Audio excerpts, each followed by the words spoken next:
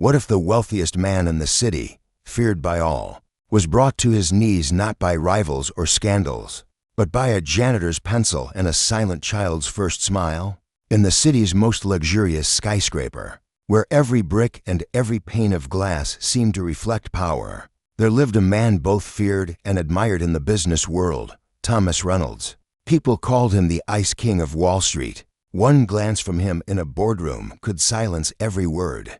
One decision from him could cost thousands of jobs or move billions of dollars in an instant. He was the embodiment of absolute power, of cold precision without mercy. Yet few knew that at the very top of that gleaming tower, behind those glass walls, there existed an emptiness so vast it could never be filled. Thomas Reynolds was not just a CEO, he was a father, and his only daughter, Anna, 8 years old, was a door he could never open. After her mother's sudden death, Anna retreated into her own silent world, where stillness reigned and empty eyes replaced any words. The finest therapists, the most renowned doctors were brought in, but all failed. Reynolds, the man who could control economies, was utterly powerless before his daughter's silence. Every morning, he passed by her room, seeing her clutch the worn-out teddy bear her mother had left behind. She would not speak, would not look up, simply sat there like a small statue. And the man who could command the entire world could not summon a single gentle phrase to step into her fragile soul. The harder he tried, the further she seemed. His wife's death had severed the thin thread of connection, leaving a gaping void that no amount of success or wealth could ever bridge. Meanwhile, on the lower floors of that gleaming tower, another figure moved quietly each evening. Maria, a middle-aged janitor, hands worn, her back damp with sweat from scrubbing endless corridors. No one remembered her name. No one cared. To most employees, she was part of the background, no more remarkable than a vacuum cleaner or a carpet. Yet in her battered old bag, she carried not just rags and cleaning supplies.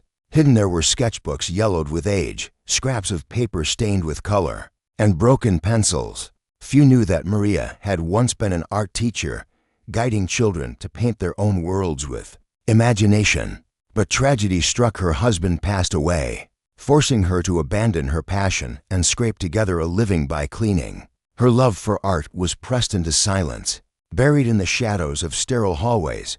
To people, to worlds, one ruling at the peak of power, the other surviving in invisibility. And yet, fate had arranged for their paths to cross one seemingly ordinary afternoon.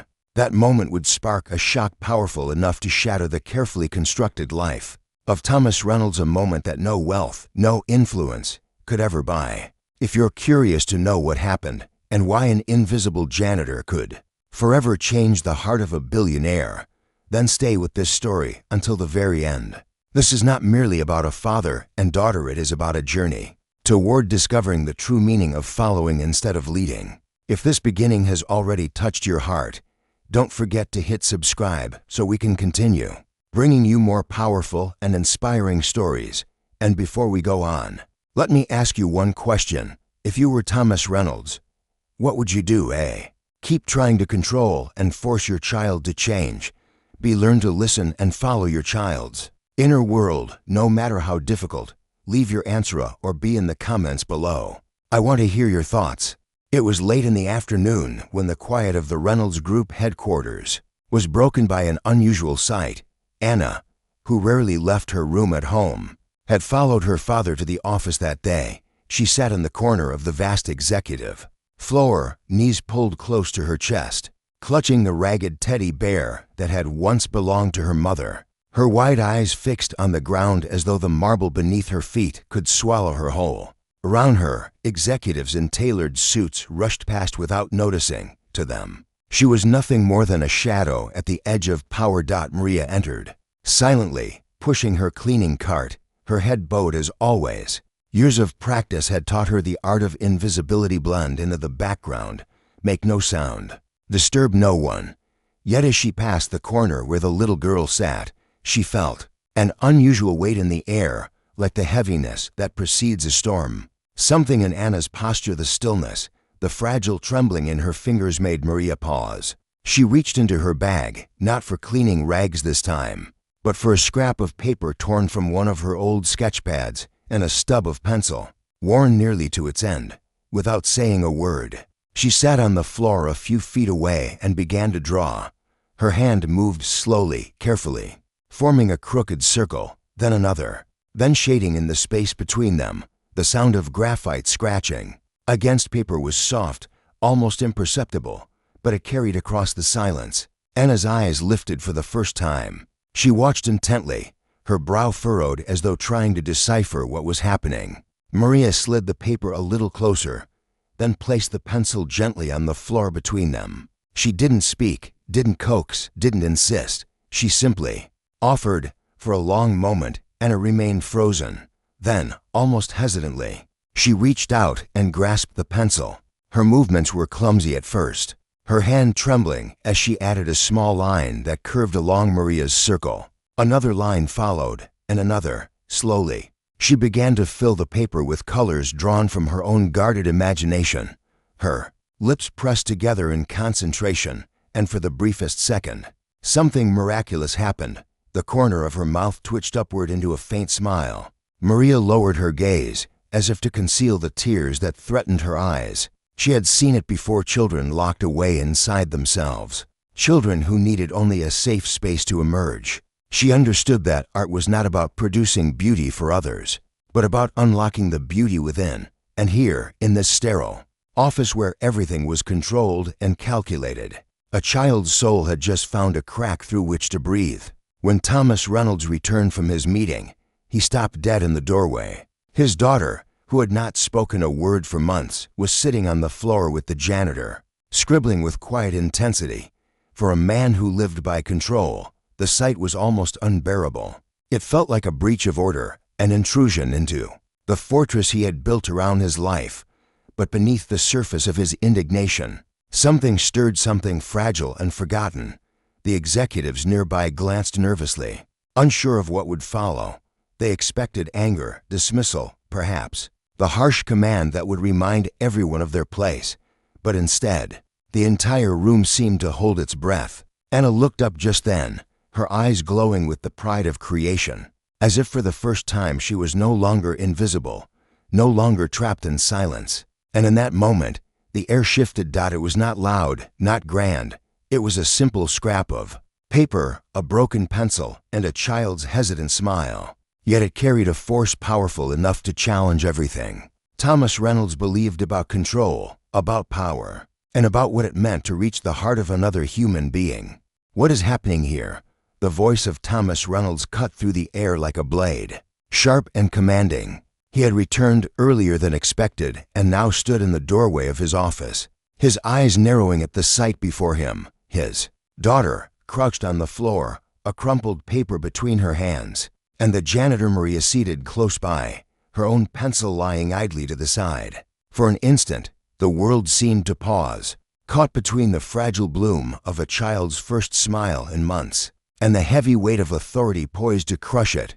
Employees froze, their conversations halting mid-sentence. The silence grew, unbearable as Reynolds advanced, his steps echoing like verdicts across the marble floor. His daughter looked up, startled, the light in her eyes flickering as though a candle had been exposed to the wind. Maria, however, did not flinch. She met his gaze, steady and unafraid, though her position and uniform marked her as someone who should have bowed her head. "You are not paid to entertain my child," Reynolds said coldly, his voice reverberating with the kind of authority that could end a career in seconds. "Step away from her, now." Maria gently placed her hands on her lap, her body calm, her face serene. When she spoke, her words were measured, her tone unshaken.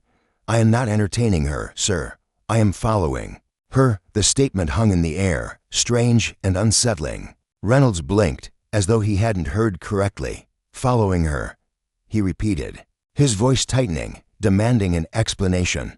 "Yes," Maria replied, her eyes steady. She drew the first line.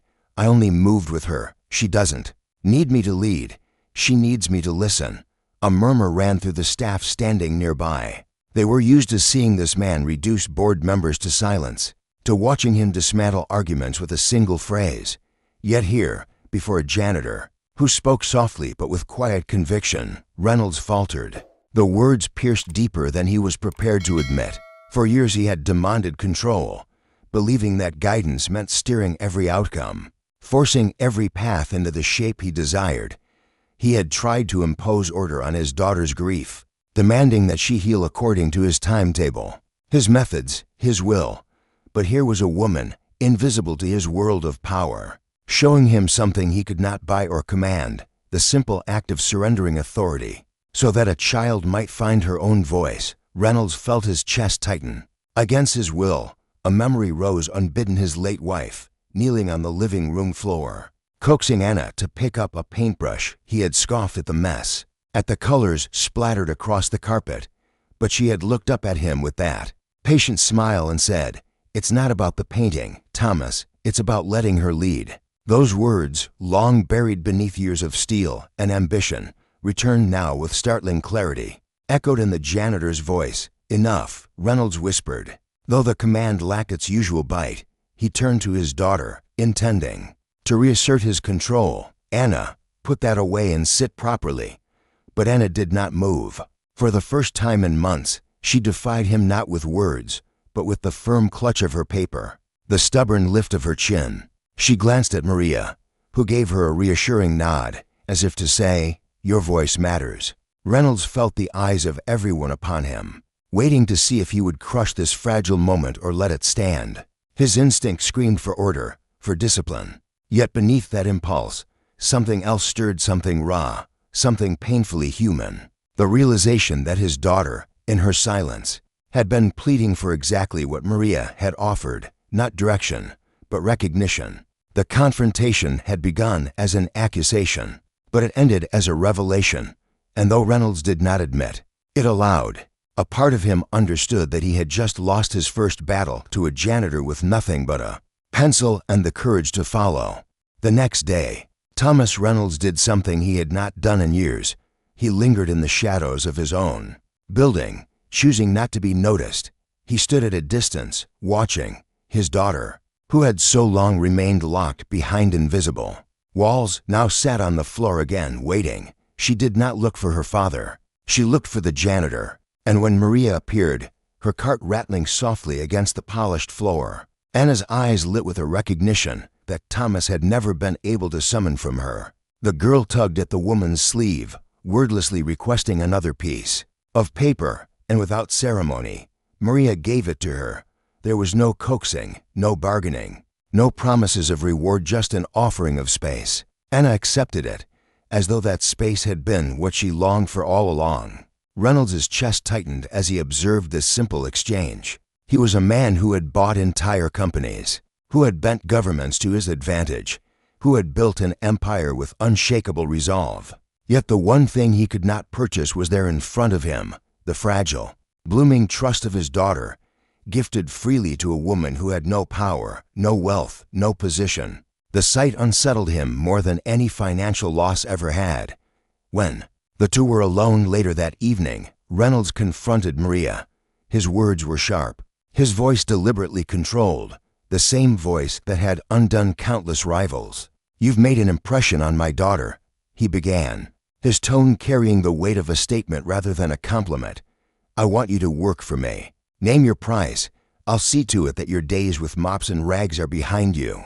Maria looked at him, and for the first time, he realized how steady her eyes were, how unshaken by the force that had silenced so many others. She shook her head gently. "I'm not here to be bought, Mr. Reynolds. Your daughter doesn't need another employee. She needs freedom, space to lead. If I accept your money to pretend I care, then I'll only be another cage, gilded with your wealth." Her refusal struck him harder than he expected. He was a man unaccustomed to hearing the word no. The offer he had made would have transformed any other life instantly. Yet this woman rejected it as though it were nothing more than smoke. His instinct was to grow angry, to remind her of the distance between their worlds.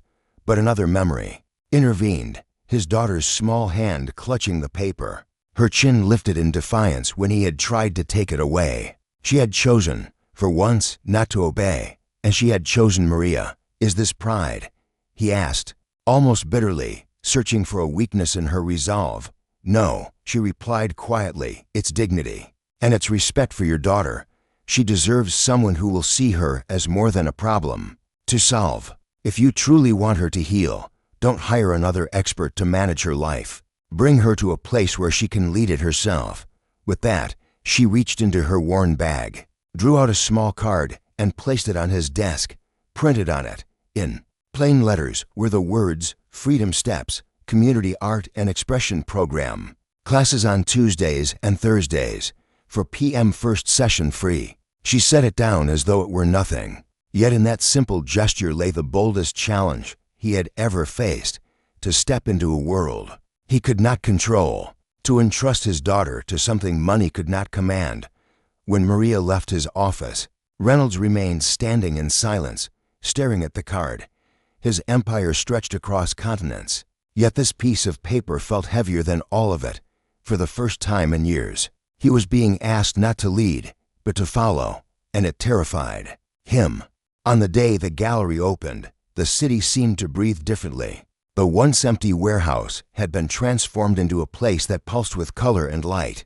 Canvases of every size lined the walls, painted by hands that the world too often dismissed children whose voices rarely reached beyond their own silence. There were splashes of red and arcs of blue, jagged lines that told stories more eloquently than words ever could. And in the center of it all stood Anna, her small frame illuminated by the soft glow of the gallery lights. She was no longer the withdrawn child who sat in corners clutching a toy. She stood before a crowd, holding up the very first drawing she had ever created, with Maria, a crooked circle, imperfect and raw, but alive with meaning. The audience hushed as she lifted it higher, her expression calm yet proud. For those who had known her silence, the sight was almost unthinkable. Reporters adjusted their cameras, philanthropists leaned forward, and strangers blinked back tears. At the edge of the room, Thomas Reynolds watched, his hands clasped tightly behind his back. He was a man used to commanding attention, but tonight he had no desire to be seen. His eyes, sharp with years of calculation, softened as they rested on his daughter. When the time came for him to speak, the crowd shifted its gaze. A microphone was placed in front of him, and for a moment, the titan of business, who had spoken at global summits, who had delivered decisive words that shook markets, seemed uncharacteristically uncertain. He cleared his throat, but his usual armor of authority did not come to his aid. What rose instead was something unfamiliar, something fragile, almost human. "I built my life on control," he began, his voice lower than expected, unbelieving that leadership meant shaping every outcome, every step. "But tonight my daughter taught me that sometimes the greatest act of leadership is to follow, to step aside, to listen, to let another voice guide the way." The room remained utterly still, his words heavier than any announcement of profit or merger could have been. He glanced at Maria, standing quietly in the back, and there was a flicker of acknowledgement, perhaps even gratitude, in his eyes. "This gallery," he continued, gesturing to the room around them, "is not a display of art. It is proof. Proof that what we call weakness may be a strength waiting to be seen. Proof that children who were told they could not, already are." Applause erupted, not polite but thunderous, raw with emotion. Maria lowered her head, her lips curving into a small, knowing smile. She had never sought recognition, only the chance for children like Anna to be given space to exist as they were. Yet in that moment, the world seemed to understand her mission. As the evening drew to a close, Anna walked down from the stage and found her father in the crowd. For the first time, she reached for his hand without hesitation. Reynolds looked down, startled, and then closed his fingers gently around hers. He did not lead her through the throng of admirers. Instead, he allowed her to guide him, weaving through the guests with quiet determination. The cameras caught it, a billionaire led not by ambition, but by the small, steady hand of his daughter. Later, when most had left, Reynolds lingered in the gallery. He stood before Anna's first drawing, the crooked circle that had started it all. He thought of the empires he had built, the towers of steel and glass that bore his name. Yet none of them held the weight of that imperfect shape on paper. He finally understood what his wealth had blinded him to. That the truest strength lay not in commanding, but in yielding, not in shaping others, but in allowing them to shape themselves. And so the gallery's message extended beyond its walls, into the heart of a man who had once believed himself unmovable. The lesson was simple, yet profound. Real power is not the ability to control every step, but the humility to know when to let go and follow. In the end, the story of Thomas Reynolds, his daughter Anna, and the quiet strength of Maria is not simply a tale about a billionaire softened by circumstance. It is about the fragile threads that connect us as human beings, and how often we mistake authority for love or control for care. Reynolds had built an empire that touched every corner of the financial world. Yet his wealth could not buy him entry into the heart of his own child. It took the quiet defiance of a woman society overlooked, armed with nothing more than a pencil and dignity, to show him that the doorway to connection was never through control, but through surrender. What we see here is that true transformation rarely arrives with grandeur. It comes in moments so small we might overlook them. A scrap of paper, a child's hesitant smile, a janitor's steady voice. These seemingly insignificant events can ripple outward, changing not only one life but the trajectory of many. The crooked circle Anna drew was more than just a child's doodle. It was the beginning of freedom, a space where she could express herself, and a symbol of the moment her father learned that following can sometimes be more powerful than leading. From this story, we learn a timeless lesson. The greatest power lies not in commanding others, but in creating space for them to grow on their own. In our daily lives, we often try to impose our expectations on our children, our colleagues, even ourselves. We demand perfection, results, order. Yet the most profound breakthroughs often happen when we step back, when we listen without judgment, and when we allow others the dignity of leading their own journey.